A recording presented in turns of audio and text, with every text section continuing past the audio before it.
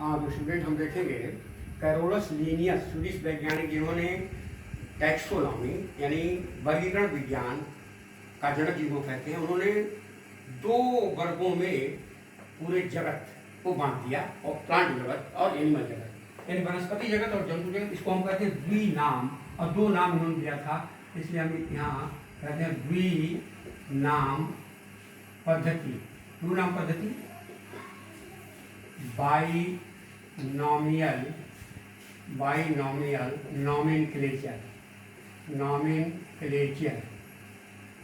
Binomial nomenclature द्विनाम पद्धति। 2 नाम genus और स्पेसीज यानी वंश जीनस कहते हैं या जाति और प्रजाति। तो 2 जैसे आम का वैज्ञानिक नाम हम लोग कहते हैं मैंगीफेरा जीनस हुआ, इंडिका स्पेसीज हुआ। उसी प्रकार मनुष्य का कहते हैं होमो जीनस हुआ, स्पेसीज। इस तरह से 2 वर्गों में उन्होंने बांटा। 2 नाम पद्धति के बाद कुछ असुविधाएं हुई कि केवल एक ही तरह के पौधों को हम, चाहे वो एक कोष की हो बहु कोष की हो, उसको हम प्लांट किंगडम में रखते हैं।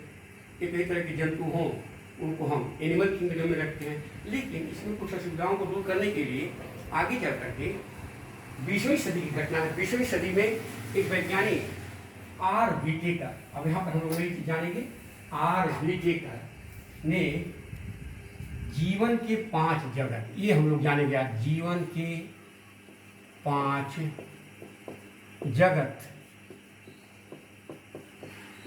5 किंगडम ऑफ लाइफ, जीवन के 5 जगत।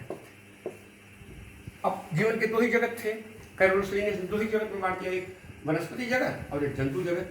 लेकिन यहाँ पर आर व्हिटेकर नामक वैज्ञानिक थे। व्हिटेकर वैज्ञानिक का नाम है आर व्हिटेकर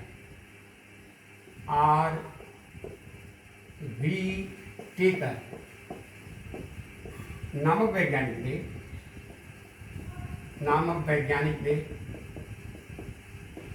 1969 ईस्वी, 20वीं सदी घटना है, 20वीं सदी की बात है, 1969 ईस्वी में पूरे जीवन को 5 जगत में बांट दिया।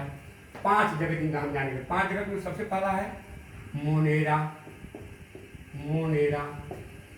ये पहला जगत हुआ मोनेरा। दूसरा जगत हुआ प्रोटिस्टा, ये दूसरा जगत हो गया प्रोटिस्टा। 2 जगत हो गया प्रोटिस्टा। तीसरा जगत आता है कवक, जिसको हम कहते हैं फंजाई। चौथा जगत आता है प्लांटी, जिसको वनस्पति जगत कहते हैं, वनस्पति जगत, ये प्लांटी है, प्लांटी। और 5वां आता है जंतु जगत,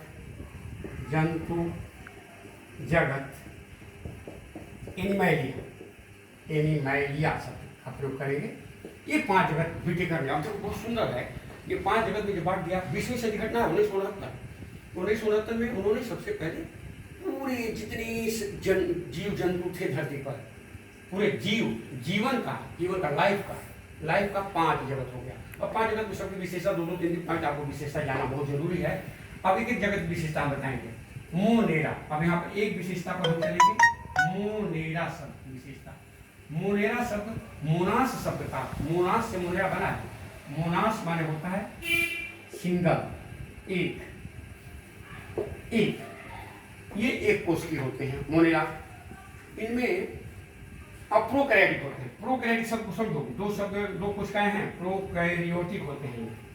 प्रोकैरियोटिक यानी इसमें निश्चित केंद्रक नहीं पाया जाता है, यानी केंद्रक झिल्ली नहीं पाई जाती है। और जो कोशिकांग है जैसे क्लोरोप्लास्ट है, माइटोकॉन्ड्रिया है, ये झिल्ली द्वारा घिरे हुए कोशिकांग में अनुपस्थित रहते हैं। ये कुछ स्वकोषी होते हैं, अधिकांश विषमकोषी, कुछ सहजीवी भी इसमें होते हैं। एक कोष के जीव इसके अंतर्गत आते हैं।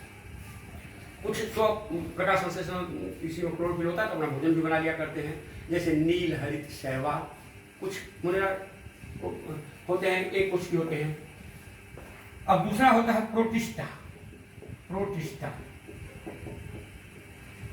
शब्द, ये प्रोटास शब्द प्रोटियस शब्द से बना है। इसका मतलब होता है फर्स्ट ऑफ ऑल, सर्वप्रथम, इसका मतलब सर्वप्रथम, सबसे पहला, प्रोटिस्टा।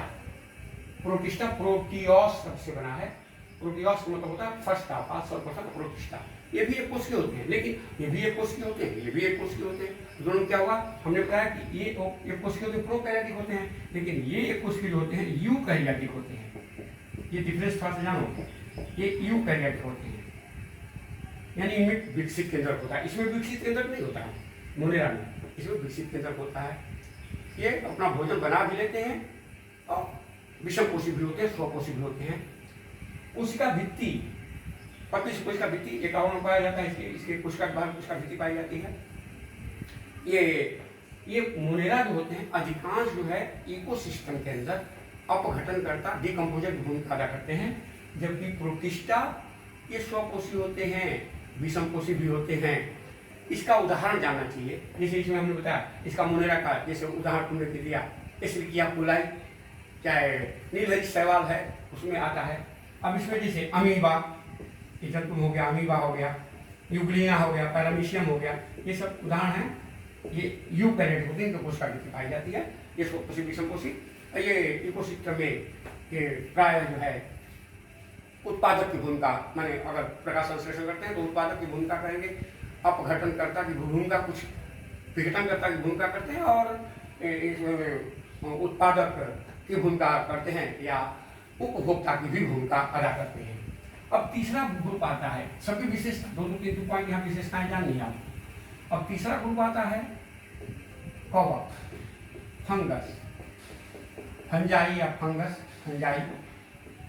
इनमें क्लोरोफिल नहीं होता, जैसे प्रोटिस्टा में क्लोरोफिल पाया जाएगा, इसमें नहीं क्लोरोफिल पाया जाता। ये प्राय कोष के होते हैं, कुछ बहुकोष के होते हैं, एक कोष की बहुकोष के दोनों होते हैं, लेकिन प्रोटिस्टा और मोनेरा वाले सब एक कोष के होते हैं। ये क्लोरोफिल विहीन होते हैं, लेकिन प्रोटिस्टा में होता क्लोरोफिल पाया भी जाता है, मोनेरा में कुछ पाया जाता नहीं भी पाया जाता, लेकिन ये बिल्कुल क्लोरोफिल विहीन होते हैं, यानी इनमें क्लोरोफिल नहीं होते, प्रकाश संश्लेषण नहीं कर सकते हैं, अपना भोजन निर्माण नहीं करेंगे। इस सड़े गले पदार्थों को उगते हैं, अधिकांश ये मृतोपजीवी होते हैं, सड़े गले पदार्थ को उगेंगे, उससे अपना पोषण प्राप्त करेंगे। इसमें सूत्रवत रचना पाई जाए, जिसे हाइफी कहते हैं, माइसीलियम कहते हैं, किसी आधार से चिपक करके उससे सड़े गले पदार्थों से अपना पोषण प्राप्त करते रहते हैं। ये इकोसिस्टम के अंतर्गत ये अपघटन करता की भूमिका ज़्यादा अदा करते हैं। जैसे हम उदाहरण दें, ईस्ट, पेनिसिलियम, ये सब नाम है, पेनिसिलियम,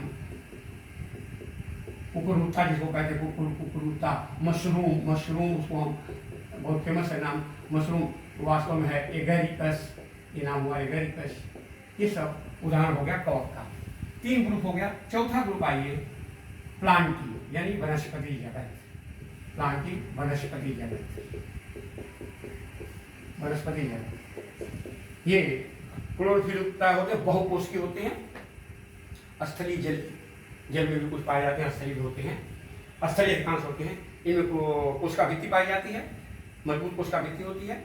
ये अपना भोजन मैक्सिमम ज़्यादा से ज़्यादा अपना भोजन स्वयं निर्माण करते हैं, क्योंकि इसमें क्लोरोफिल पाया जाता है अधिकांश। ये एक वर्षीय, बहुवर्षीय, बहुत तरह के होते हैं। इसके अंतर्गत बहुत से आगे हम लोग पढ़ेंगे, इसी के चैप्टर के बाद इसकी प्लांटी जगत का थोड़ा सा वर्णन करेंगे। ये स्वपोषी की भूमिका अदा करते हैं, ज़्यादा से ज़्यादा स्वपोषी होती है, प्रकाश संश्लेषण होती है, इसमें स्वपोषण का पोषण, स्वपोषण ज़्यादा होता है। और इनमें कोशिका भित्ति पाई जाती है। ये ज़्यादा स्थलीय होते हैं, बहुवर्षीय बहुत ज़्यादा होते हैं, इनमें कोशिका भित्ति पाई जाती है। 5वां है जंतु जगत। थोड़ा सा विशेषताएं जानेंगे आगे, इसके बारे में हम लोग डिटेल में थोड़ा सा पढ़ेंगे। जंतु जगत, एनिमैलिया, एनिमैलिया शब्द हुआ, वो प्लांट हुआ, ये एनिमैलिया हुआ। जंतु जगत ये विषमपोषी होते हैं, इनकी कोशिका के बाहर कोशिका भित्ति नहीं होती है, कोशिका झिल्ली होती है। ये स्वपोषी प्राय नहीं होते हैं, कहीं कहीं जंतु कोई क्लोरोफिल अगर शरीर में है, जैसे यूग्लिना वगैरह में, तो वो जंतु जगत प्रकाश संश्लेषण, मैक्सिमम ये जंतु जगत होते हैं विषमपोषी होते हैं। ये एक कोष की भी जंतु होते हैं, बहुकोष की ज़्यादा से ज़्यादा जंतु जगत बहुत। इसका आगे हम लोग बहुत वर्णन पढ़ेंगे, अमेरुदंडी, मेरुदंडी, बहुत तरह के जंतुओं का वर्णन हम लोगों को पढ़ना है। तो ये 5 जगत में आगे करने पूरे जीवन को जितना है, जैसे 2 जगत हम लोग आगे पहले पढ़े, हमने बताया था कि कैरोलस लीनियस जो स्वीडिश वैज्ञानिक प्रकृतिवेत्ता थे उन्होंने, लेकिन उसकी उस अनुसार सुविधा के हिसाब से 5 जगत जो सजीव मुक्त हो गए, इस प्रकार से सजीवों का 5 जगत तैयार हुआ।